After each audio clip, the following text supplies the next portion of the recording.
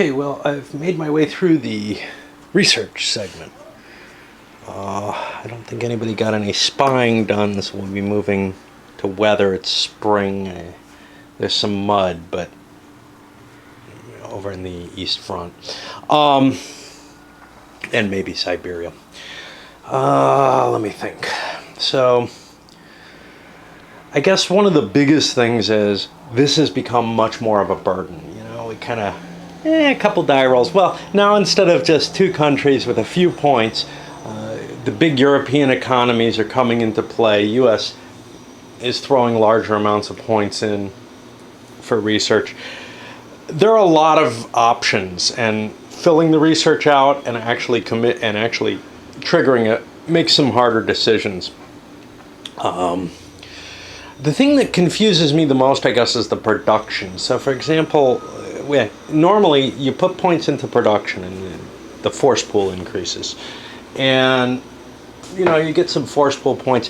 One thing that's kind of tough to cope with, there's no easy way on the sheet, although I've done it here, is if you choose to, you can save up to 5 BRPs from your production event and push it forward for the next production event. That'll allow you to, you know, add these big armored units in without spending extra for them, because each production event, not that the Russians can do multiple at this point, but each production event costs cumulatively more for the year. I don't know what the ... is for, because you can only have 4 production purchases in a given year. So that kind of doesn't make sense, but oh no, that's not true. I'm sorry, that's not true. They're not limited. It depends on the situation. Some of them are limited. For example, the Russians can only do 1 military production, but this is all that special case stuff. So yes, you could buy tons and tons of something. But you might choose to, you know, be frugal and spread your points out more, and then, you know, for $1, because I have an advance here, I can get a military production 5 more BRPs. Well, maybe if I want a big armor, I need to save up for that for a couple of years. Now, in the long run, Russia's going to want to do a lot of military production, but right now, they didn't. What they did, though, was the airborne. And the problem with that is airborne units are special units. Airborne units cost 3, and that's their only special unit. So I get 5 BRPs at 3. Okay, well, I got 2 left over. That's not enough to buy my second airborne, and that just kind of sucks. There's nothing else I can spend those extra points on, and I'm kind of tempted, given how somewhat leery I am of airborne strength points anyway, to buy more of them for a long time. The nice thing about them is they don't count towards stacking. You can use them as actual airborne units, dropping them on places, and that's useful to getting around river lines and stuff like that. But for the most part, airborne isn't terribly potent in this game, and it shouldn't be. I mean, getting rid of that DRM for the river or whatever is about what you'd expect for it. But they are fairly expensive as units to begin with, and they're also annoying to produce if that's what you're getting. I don't know, I think Chindits are also $3. So, you know, you're basically getting 1 counter, one strength point counter for that production event. Nah, it's hard to justify. You get something like close to 1.5. You get 1 2/5 when you do a production event with the air units, though. So, you know, whatever. Those are particularly expensive things to buy, as opposed to shipping, which is actually pretty easy to buy if you have not the actual shipyards, but the boats. The Western Allies got a strategic bombing success, but they already had some built up. It looks to me like they can't build more until they trigger this one, and then they're going to start getting more advances. So they're in this weird halfway point, from what I can tell from Gathering Storm, and it may be what they actually start with, is that they start with some, but they can't build them or something like. I don't know. I mean, they can build what they lose, but they can't build increase their force pool until they do that. It's not clear to me the results from that. And I'll probably have to figure this out more. The results are, strategic bombers may be constructed for each subsequent 9 or more friendly strategic warfare combat rolls get a die roll modifier. Well, okay. How do I get these into my force pool? I'm not sure. Can I just buy them at will? You know, what's up with them? And I haven't been able to figure that out, and I don't have the time right now. I guess I could be doing that instead of this, but trying to think if there's anything else that came out of this. We had some ultra magic. Oh yeah, I dug into Gathering Storm, and I may do this for spy rings and stuff too, and grab the subversion counters, because Russia did a roll, picked up 3 subversion. Unfortunately, they can't, and I didn't know this until now, until I looked it up. They can't actually use their subversion counters until the Russian-German tension get up to 15, which kind of sucks for them, because that's not where they would have put their points if they had known. They were planning on, you know, trying to undermine some diplomacy at this stage. And it makes sense in Gathering Storm they can't use the subversions once the pact's in play either, so whatever. Okie dokie. As with many games I play, I have somebody who's watching who's more familiar with this, by quite a bit apparently. And he managed to come up with some comments, which I think I can kind of fix here. Okay. He came up with 3 things. The first is, the national Chinese cannot be isolated when they're in China. So the units back here in the mountains wouldn't be hurt.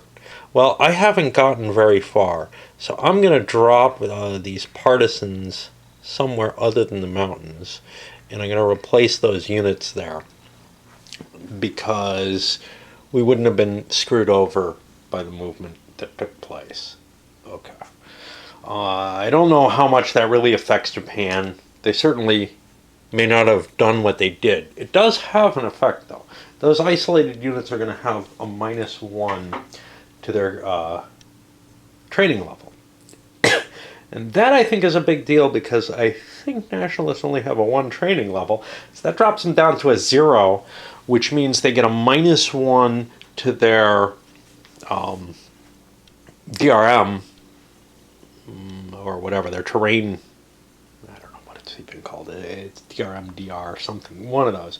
DRM sounds like die roll modifier. I don't know what this is. It's doubling results or something. I have no idea. Anyway, I'll stop trying to pretend I might think it up. DM. Another factor was brought up in the same thing, which is that zones of control don't cross rivers in Asia. You know, whatever. The Chinese special rule, man, I'm going to get hit with a lot of these kind of rules where I just haven't bothered to memorize all the special rules applying to each country. And, you know, I'll fix this one because it came up at a time where I'm playing pretty slowly. I loaded the video up and I just happened to be able to repair it. The other thing he mentioned was, hey, if I get a lot of Chinese in here, there's a chance they might surrender. And that's true. There's the Chinese resistance table, which it may also have other effects to them, which is something I have to consider. So, ground factors, we're at 6, 10, 12, 13, so we get 2 penalties for the losses, and that's it. That puts us to -2. That would be no offensive operations. We didn't do any, but as you can see, we start getting worse and worse as we go, which is going to be, you know, a problematic situation, even if they don't surrender. Now, they do surrender, I think, eventually. Yeah, if I can get them to a -5, which is presumably the way of actually knocking China out of the game, is to hit them down that far. And Chongqing is worth only 1 point. So it's going to be tough to do. Okay. I thought they were destroyed if you got Chongqing, which is more or less what happens in WIF. But there aren't any other objectives or anything that they hold. While I was looking up the China rules, though, I came across another one of those special rules that just for the title. Let Let me see if I can find it. I don't know if I'll ever be able to find it again. It was just so amusing. There we go. Happy time effect of German declaration of war on the U.S., where because of the enhanced shipping, they're able to hunt better. But I mean, the game is so full of these special cases that really, I doubt that I would ever be in a situation where I'd play a nearly correctly played game, just in terms of getting the rules right, on top of being able to, come up with strategy within it. That can be a positive or a negative, If you take it as your lifestyle to play this game, if this is your hobby as a whole, and I've done that with at least one game, SFB, and maybe some others too, and ASL players tend to do it quite often. There's something fun to being able to drink that much into a single game. There's no question of that. I would get kind of bored with this, though, I think, unlike SFB, where where SFB itself is very complex, but like with ASL, you don't need all the rules for most of the times you're playing SFB. So I'd play it in a campaign context, and yes, I'd have to look up a lot of stuff. Oh yeah, how does the Lyran, expanding sphere generator work? How does this work? Here, though, you're kind of responsible for each country's special rules if you're anywhere near that country. I mean, if you're playing the US or Japan, you have to understand the Chinese rules fully.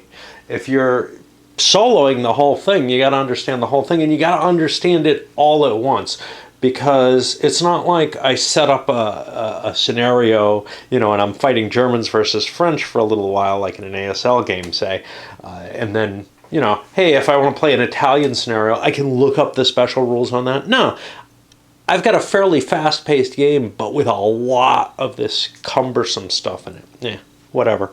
Either way you want to look at it. Anyway, I'm going to resuscitate those Chinese units. They shouldn't have died, and move that there partisan. And then I guess we're going to be able to get ready for what amounts to the Japanese turn. I do have to draw ultra cards, though, because Germany and Italy and Britain and France may actually have some naval engagement over there. Whoopee. I often have things in my head I mean to say, and then I forget about them because I get into my rambling.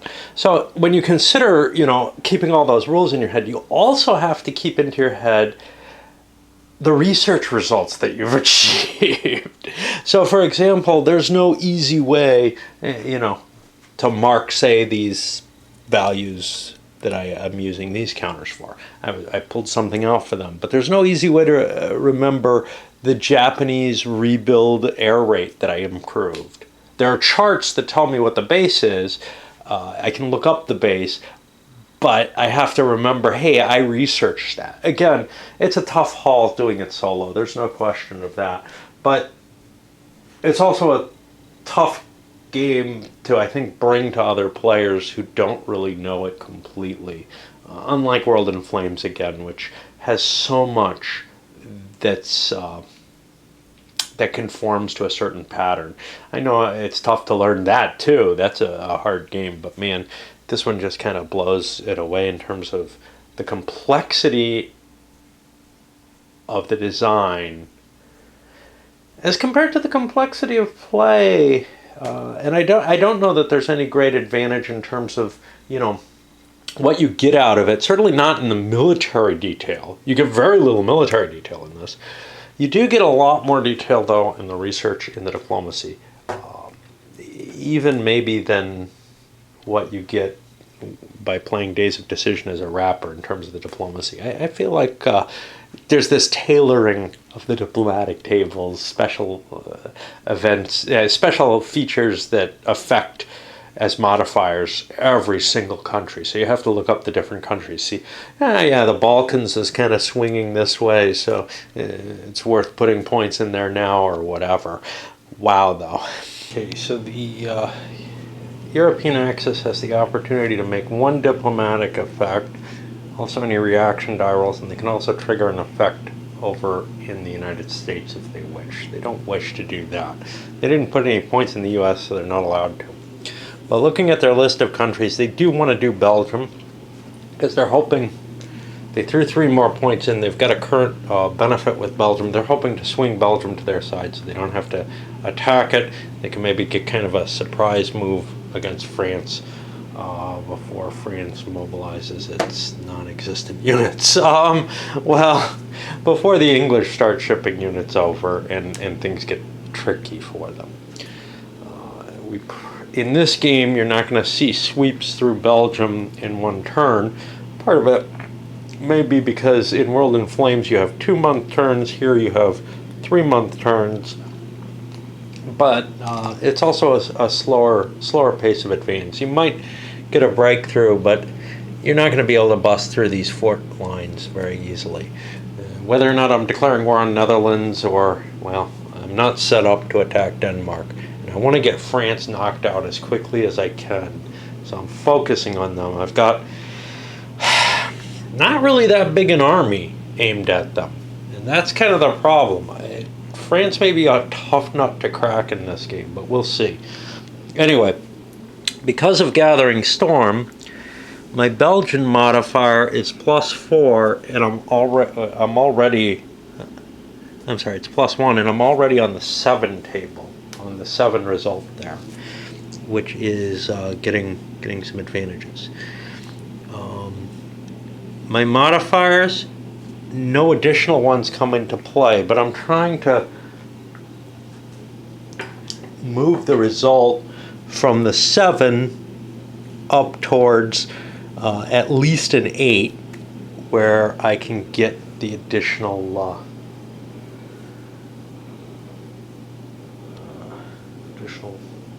something. Now, there are no general modifiers, no additional modifiers.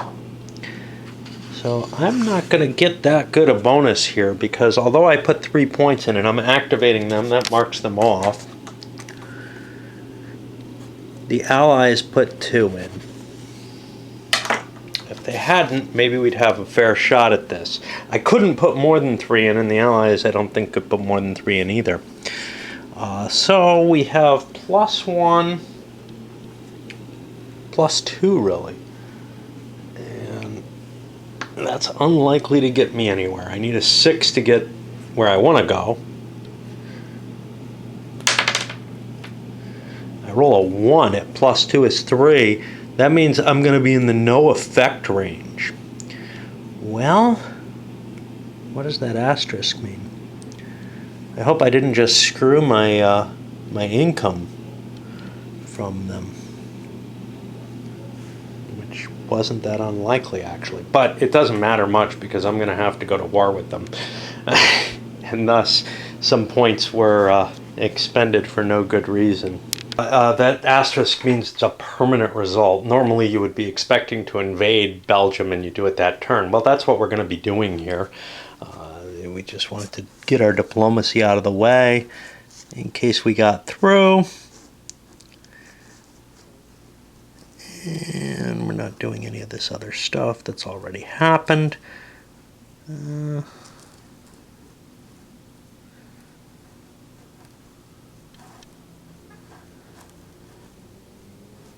now we go to oil. And I think everybody's actually full up on oil at the beginning of the game who has to have it. I haven't filled in. The Russians don't have to check for oil, so they're not going to have it there. I don't think the Germans have to check for oil until they're at war with Russia. But Britain has to maintain their oil, so we'll worry about theirs. And I don't know what else. Well, one of the first things I found out when looking up special rules on the countries, the Netherlands East Indies starts out set up on the board. I don't know how big a deal that is, but it prevents them from being able to do tricky things with their setup that maybe makes attacking one of these territories harder than the others. It allows the Japanese a chance to really study their attack plan, I suppose. Anyway,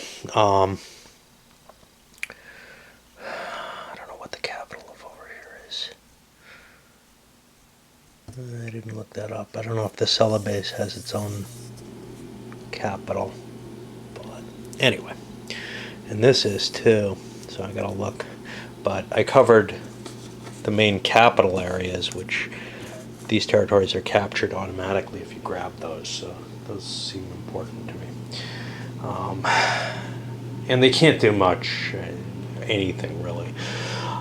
Declarations of war on Belgium, and I get a declaration on Luxembourg for free. I also get diplomacy on Luxembourg for free when I did that. I did the wise move of reducing Belgium's force pool. Since they weren't going to be automatically allied to me, I decided, well, the chance of them letting me in, it's not worth it to make life harder on me, so I'm going to declare war on them. I'll maybe be able to get some attacks on the French too, as I attack Netherlands and Belgium. Netherlands also has a small force, not much, 2 strength points. I think it's a 2-3 and a 1-3 were taken out of Belgium because of the pro-German stance, and now I'm just overrunning them. Germans are bad in this. Nobody likes the Nazis, right? Actually, everybody likes them, and they screw you over anyway. So let's see. Other than paying $20 for the declaration itself, I also have an effect. $10 for each declaration. I also have an effect of +2 to the European Axis tension, so we're going to be driving that up pretty quickly.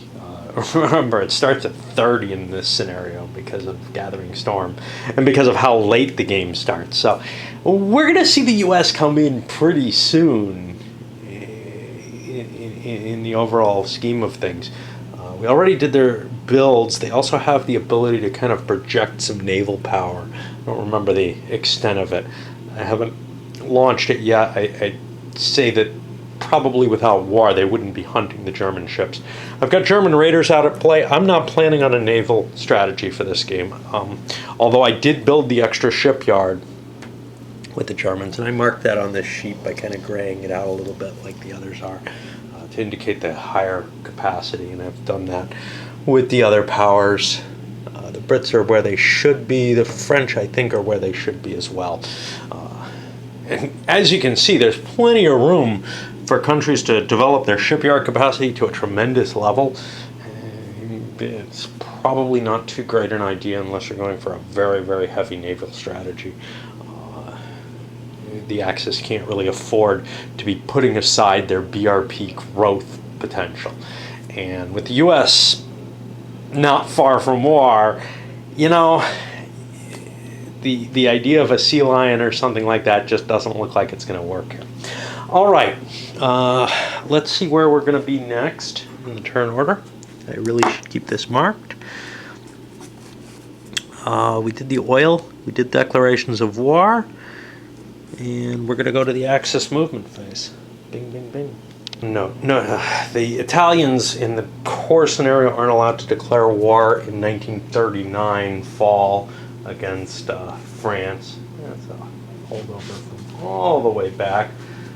I honestly don't know if there's any equivalent to that in Gathering Storm. I know they rewrote some of the rules, but my feeling is I want to try to match what happens.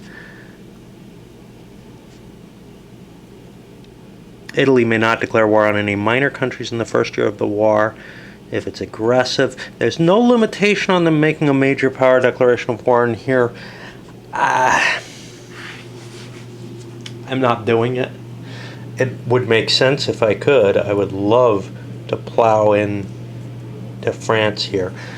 On the negative side, though, I haven't had an opportunity to build up forces and prepare for an attack on Britain. So, you know, you can take it either way. Let's see how Germany does. Maybe they breach through and are able to get Paris right in the first turn, right? So, yeah, I don't think that's going to happen, but I kind of don't like the idea of starting a naval war in the Mediterranean until I'm ready to handle it. The problem is, though, if I'm not able to handle it, trying to supply, I think this is a partial supply source or something like that. Trying to supply out of Libya doesn't sound like a really great idea either. On the bright side, there's no rail net on here. I can trace supply through the land areas. I don't have to worry about, yeah, I can't trace along that big road that they historically traced on. For me, that's a big kind of negative in WIF, but yeah, always have to keep all games in mind. That felt kind of weird to me. Okay, so we opened up, I really ought to keep a line here, is this, with some counter errors. Most of the rest of it we didn't need. I'm going with 2-to-1 odds in every case. Now, I could go heavier because honestly you're able to recharge your air units using oil, and I don't have an infinite amount of oil. I was wrong about that in the Barbarossa. I think I'm limited to my oil reserve, but I recharge it every turn until I'm at war with Russia. So oil is basically not an issue. But on the other hand, I feel a little queasy about the idea of, well, first of all, I don't know how much oil I'm going to need to recover, but I think it's a fair number of BRPs off of each oil point. But I also feel a little queasy about using my airplanes to counter air and then using the same planes again. I'm not sure how well that's going to work or how legitimate that is.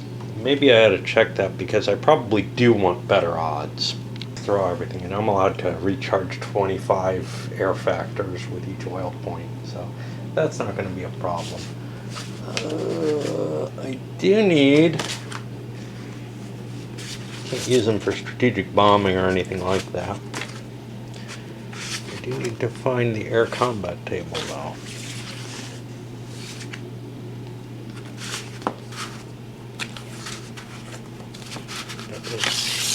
Here. That's a naval combat. Crap. See, I hate oh, I may have more air range too. I did not get a result on air range. I'm just thinking, wow, I might be able to get my planes to go further than they are. I'm not sure that affects this. Alright, I'm gonna have to bail and look for a chart. I don't know where the hell my combat chart is. It's kind of brown colored, but this is not it. And of course it was over on the Japanese side where I was doing combats. So we're gonna fight with our air points. What's the air nationality DRM? Okay, time to look that up. Did I get bonuses on that? Nationality DRM not for the Germans. Western Allies have not gotten a bonus on that, so we're going to be on the base one, I guess.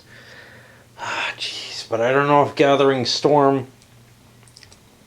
is assuming some changes there. So, for example, normally Germany and it has a bonus over France. Oh, I think those are baked into Gathering Storm, but I'm not positive of that. Let's see if I can find that in the Gathering Storm rules. And that, you know, that's one of the problems is I'm going to have to get used to, hey, you know, because I'm not using the baked in charts in all cases. So I have to try to remember that and don't always remember to look it up. Okay, so I'm not seeing anything there, and I'll use, I guess, a couple of white dice. Oh, I have these awesome pale blue. Do I have more of them? Yeah. I got to decide on which dice I'm going to use, but anyway, we'll hit the French first. We have 10 factors against 5. This is all we could get there, so we have that 2-to-1. Germans will be at +1, French at -1, and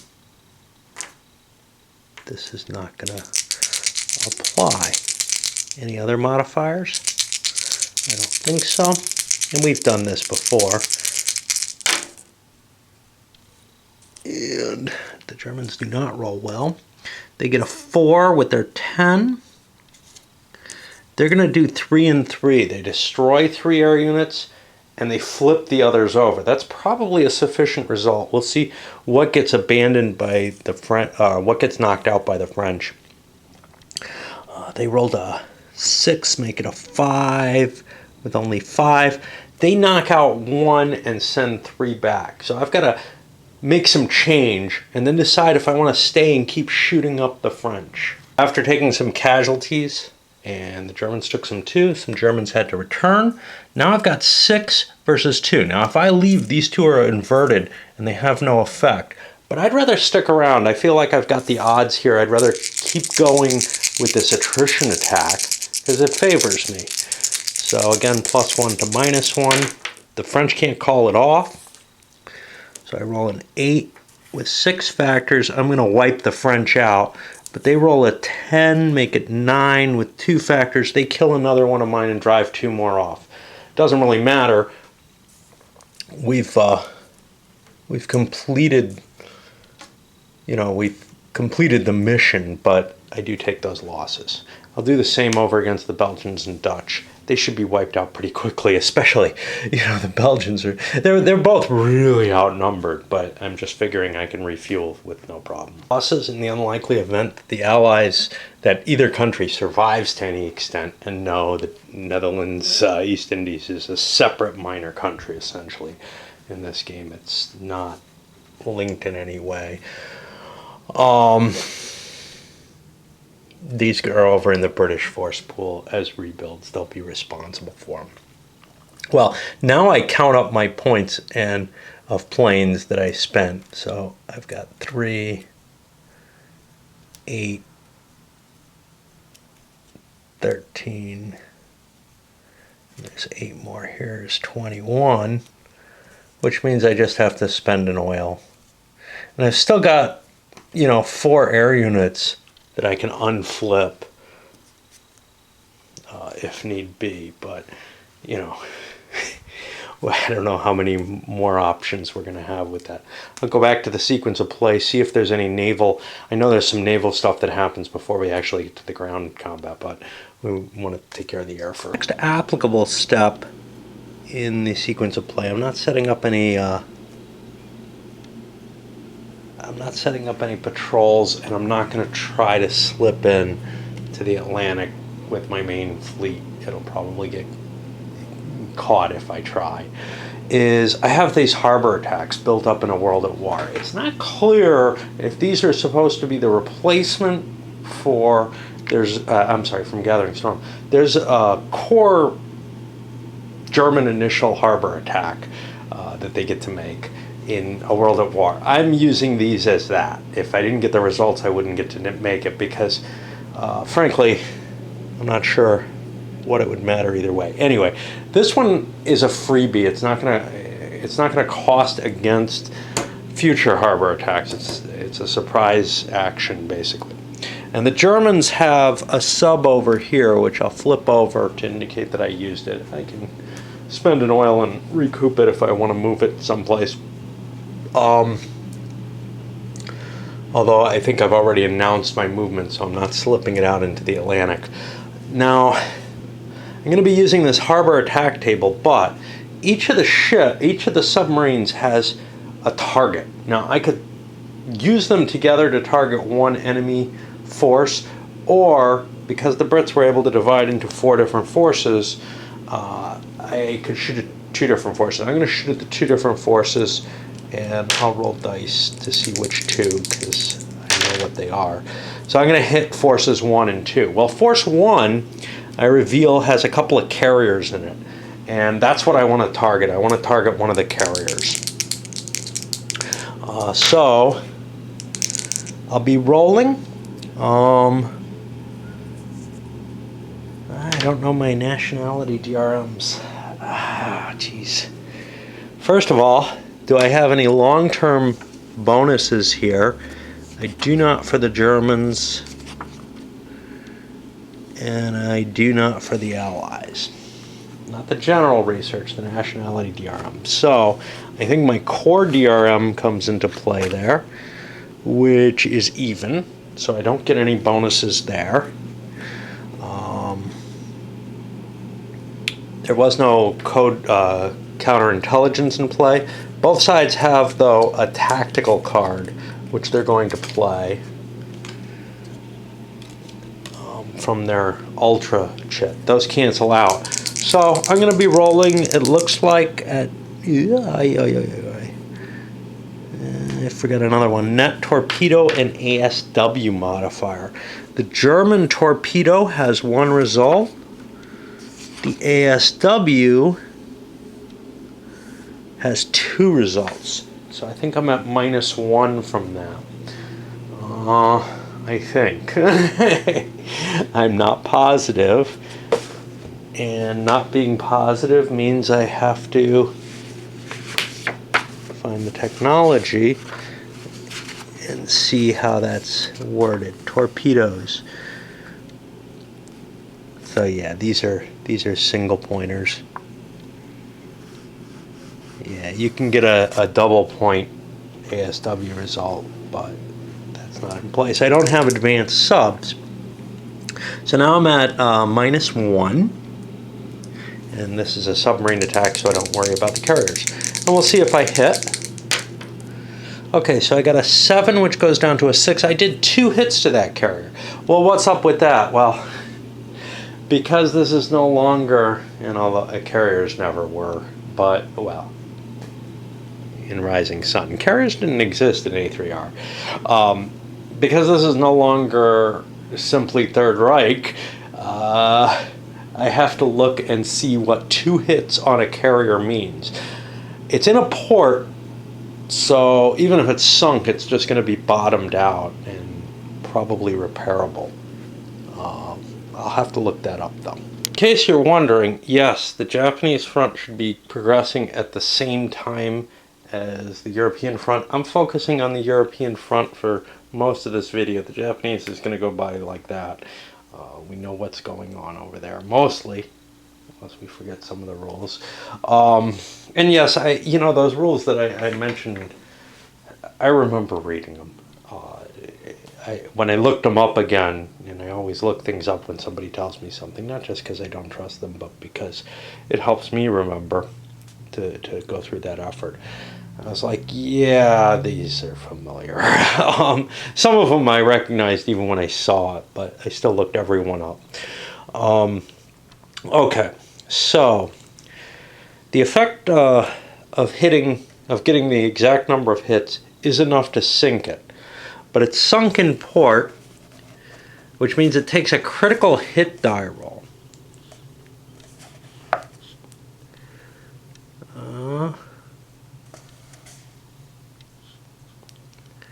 It did not cause any additional hits, so it's not going to get any modifiers. And I don't know how these work.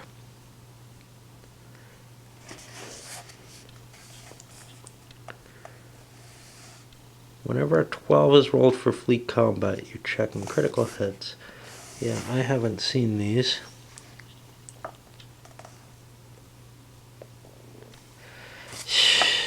Can't read this shit because I gotta bend it. Okay, it incurs a critical hit if it exceeds the size of the ship. Okay, so I'm going to be rolling a die. If I get a 3 or higher, it'll be a critical hit, and we'll see what that does. Okay, we got a critical.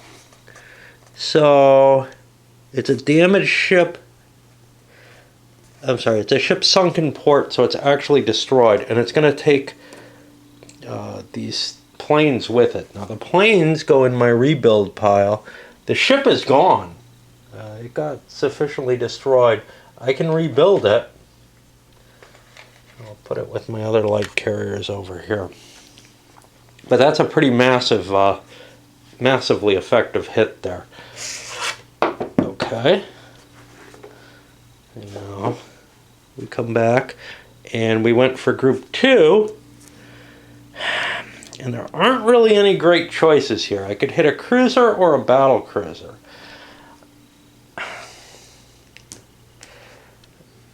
I'm getting 2 harbor attacks at the same time, so I assume the tactical cards and everything else are in play. I'm still at -1. On average, I'm not going to be able to take the battle cruiser down, so I'm going to choose the cruiser unless I had to choose my targets beforehand.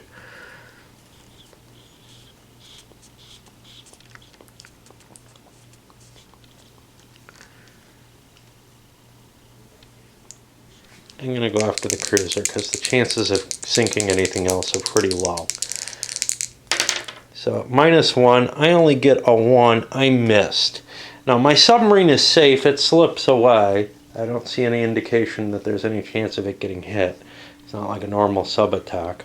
And then these get put back over here.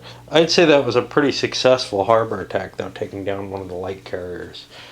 Don't forget, everything you do in this game has to have some record keeping, right? Yeah. So for the Axis, and I put it in the, yeah. The Germans spent 15 points for an offensive. That's the maximum cost that you have to pay in the Western theater. That also had some effects in the U.S. tensions and I think even Russian tensions. I marked something down for the Russians. What was it?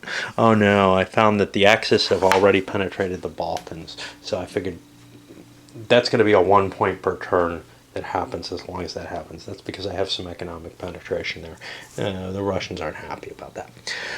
Now I've moved my land units into place. I'm planning on an attack here, an attack here, with the intention of possible exploit. I don't know what that's going to come. I've got a couple armor units backing that up that can follow that in. And an attack on this hex, also with potential exploit coming into play, and actually, yeah, that's how I have to do it.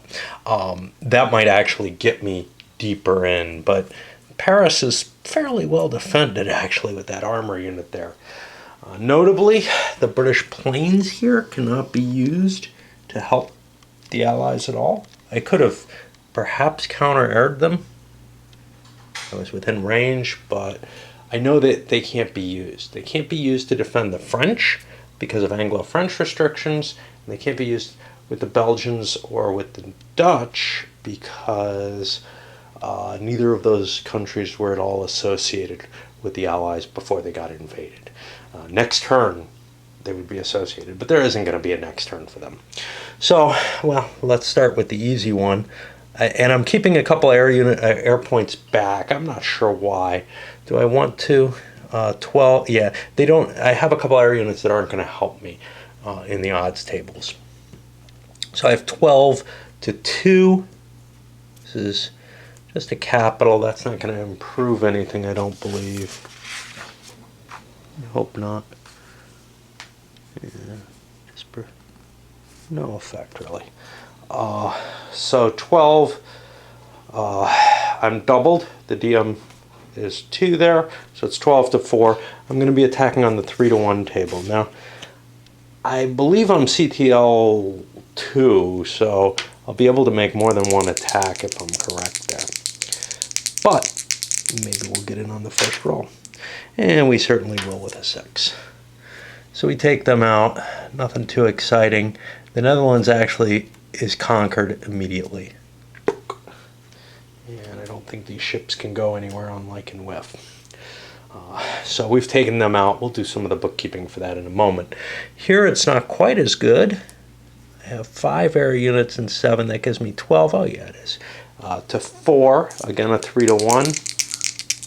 I don't think I have any modifiers that can help me. Not so good. So here I get an exchange -1, which means the 2 Belgians go away.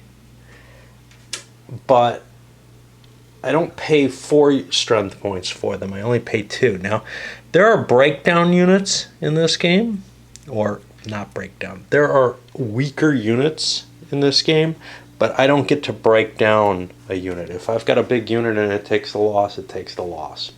Here we've got something interesting. We get a potential breakthrough.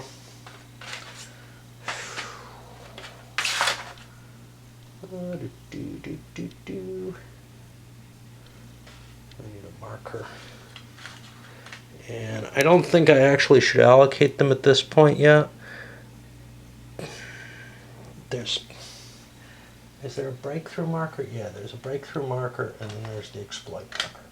So the breakthrough marker goes on top here, and then these armor get sucked into it. That actually happens at a later moment, but I'm not going to remember properly at that moment. And I've got all this west wall. Maybe it'll come in handy when the Americans come. Over here, I've got 6, 10, 13, 23, 24, 25. That can't be right. 6, 10, 13, 23, 24, 25, 26, 27. What am I doing? Against a base of 4. I think maybe I want to throw those extra planes in, and I'll do that if need be. Fortifications gives me a DM. So this is not just 8 strength points, it's 12 strength points defending against it. I thought I had 24 coming in here. 6, 10, 13, 23, 27, 29. Well, it's not going to do me any good anyway, so I'll take these out. I have less. I have 1 plane less, but I don't want to be playing with change. Oh, actually, I can.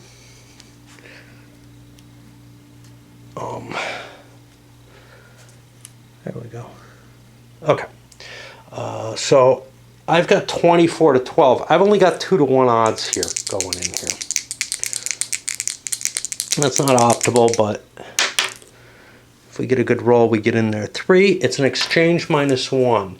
That means I'm going to take 8 hits, and the French are destroyed. 8 hits is unfortunate for me. This would open up a hole.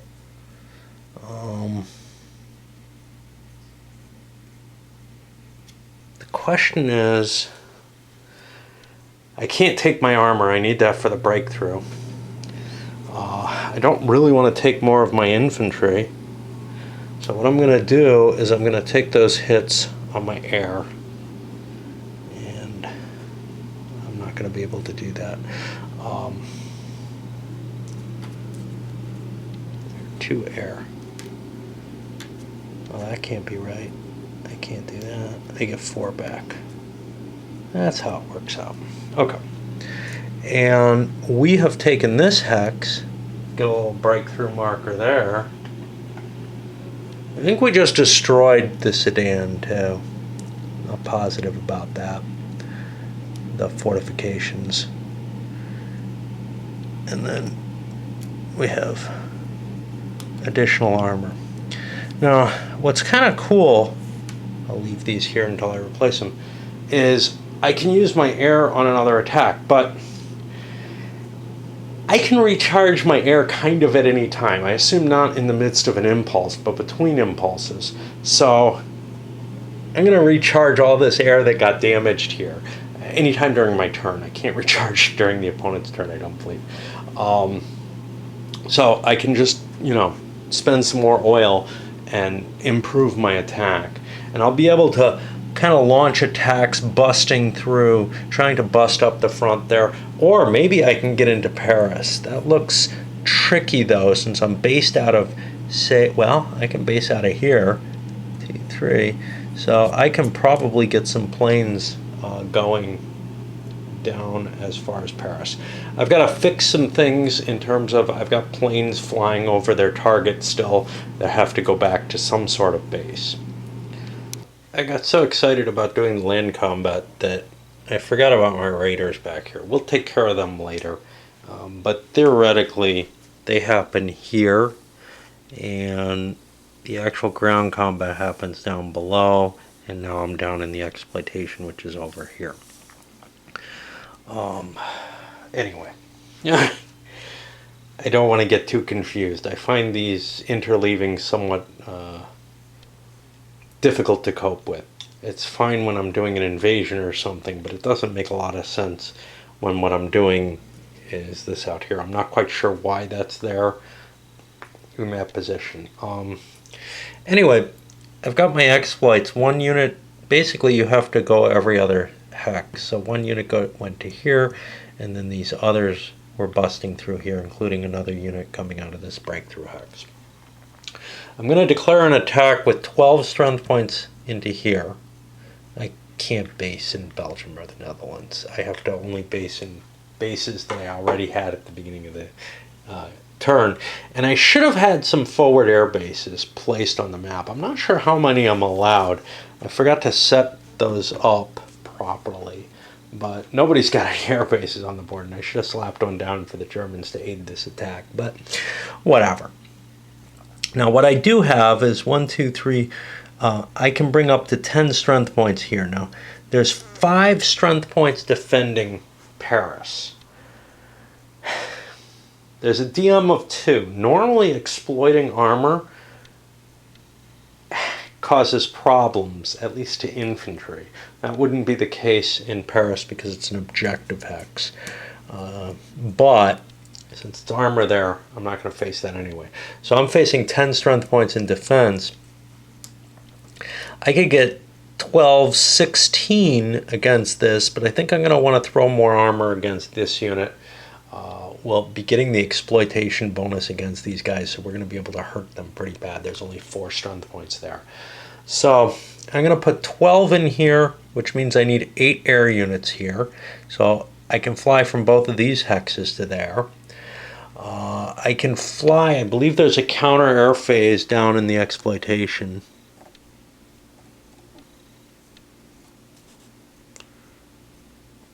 Maybe not. Nope. So I won't be able to use counter air there. I was planning on knocking out these British planes too if I could, but I don't see a phase where I'm allowed to do it.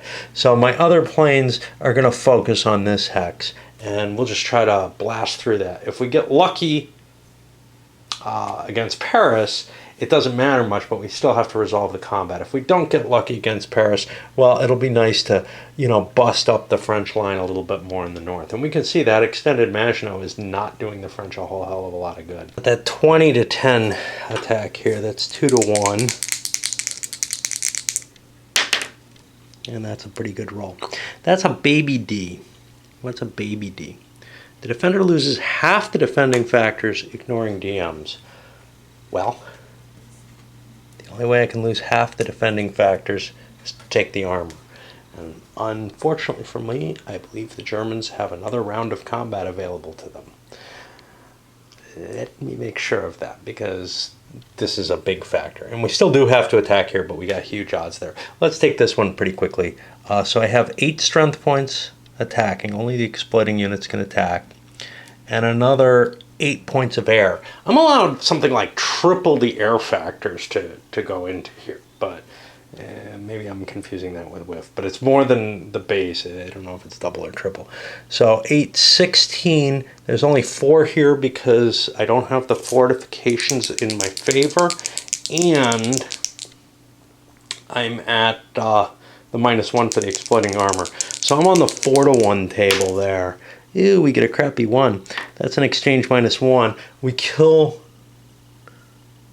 the defending units, but we've got to take 4 points of hits on the German. And we'll take it from this back space armor. We may not be able to take it from this one because we have to maintain the chain to this second armor here. So I believe we have to take this one. Because even after combat, you have to maintain that chain, I think.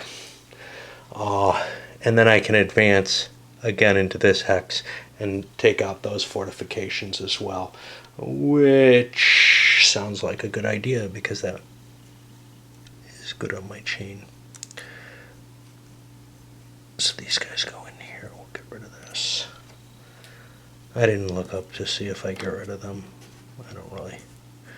And these planes have been used, but I have to pull them back. But I do have to check to see if I get a second round of combat there, which will be, over here on the 5 to 1. It's not going to be an overrun or anything because I'm not moving anymore. Jumping back in time a little bit, the German task force out there is these 3 raiders. I can break them up into 3 different combat groups, or I can keep them together for their raid, or whatever I like.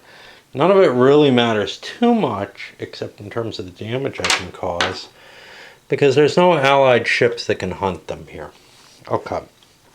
So that means I worry about the naval attack table here. Nobody's got any cards to modify anything. DRMs, Germany and Britain are the same, US, so we don't have a bonus there. So the question is, I've got 2 fleet factors. I could roll 2, or I could roll 6. Now 6, or I could roll 4 and 2. 2 at a time could get me 3 fairly easily. 6, well, that's unlikely to get me more than 1. So splitting up looks like a better idea. What about 4, 2? Doesn't look that good. So I'm going to split into 3 groups of raiders and see how many transports I can sink. And I just roll for each one. I have no modifiers here. DRM's the same. And these guys are not in the midst of carrying out a naval activity, so it's not like I'm intercepting a transport. They will be carrying oil or whatever to some extent, but I'm not worried about that at this point. So let's see. First one, I get a 7. That's 1. Second one, I miss. Third one, I get a 9. That's again 1. So I'm going to be sinking 2 of these transport units, put them over there. There's no immediate cost to that. If you remember the North Atlantic scenario, there was like a BRP cost that was levied immediately. We're not worried about that. There are charts to track all this crap, but I don't think they're really useful to me at this point because I can handle it with the counters. And then I put these guys back down here where I have them for space, and we'll see how long they last. Now, like I said, I'm not really looking at a German naval plan here. I think France just fell. I have the British turn to regain Paris, I believe. I have to make sure of that. But otherwise, I think I'm mostly done with whatever can happen here until post-combat. I want to take care of the Pacific before I go on with that, but I got to make sure France didn't just fall. And by the way, holding Paris increases U.S. tensions as well. It's possible I would have had subs out here and could have done an attack on the transports with them as well. But I used both my subs on the 2 harbor attack result that I had. So I wasn't able to detach any of my subs to go out into the Atlantic. I had to make that decision. If you look at the harbor attack positioning in here, I don't know where I can find it. This is kind of not holding anything, so I should stop worrying about it.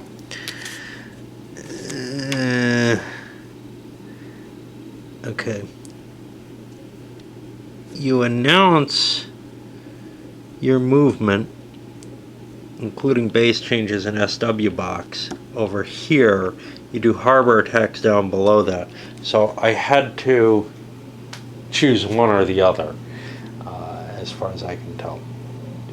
So, I lose a slight advantage that would have been nice, but I think killing that carrier is better, right? I still haven't checked on France yet. I got to do that, and then I got to play the Japanese side of things, and then I get to do all kind of bookkeeping to buy new units and all that. There's a whole bunch of units to buy for Germany. For in Asia, the Japanese are further isolating these Chinese units, which aren't going to be able to do anything, and in a sense that actually cuts off some of the Chinese manpower there, so they may want to voluntarily destroy those units. It almost feels like they don't have enough units to defend their borderline at this point. They're going to have to spread thinner, and that means a Japanese offensive could actually get us closer to Chongqing. Start causing some real problems. We took out another partisan here, so we take a little less. We take only 1 buck in penalty of, not getting our full production out of China, but on the other hand, it cost us $4 to make that assault, and we got a lucky roll. Otherwise, we probably would have lost a unit. So it's expensive to conduct those anti-partisan activities. that's for sure. But the Japanese look like they're doing pretty damn well, to tell you the truth. I think I'm going to pause for a while as I wait to get to the post-combat, the whole production, SRs, all that stuff. I think this is actually not a bad point to pause, to load up. We're only halfway through spring of 41. I've gone into more detail than I probably will at any other point unless I'm looking at something that's major and new. The Pearl Harbor attack is going to probably take a long video, but I did want to show the combat system in operation again, in situ, as it were. All right, let's send it up.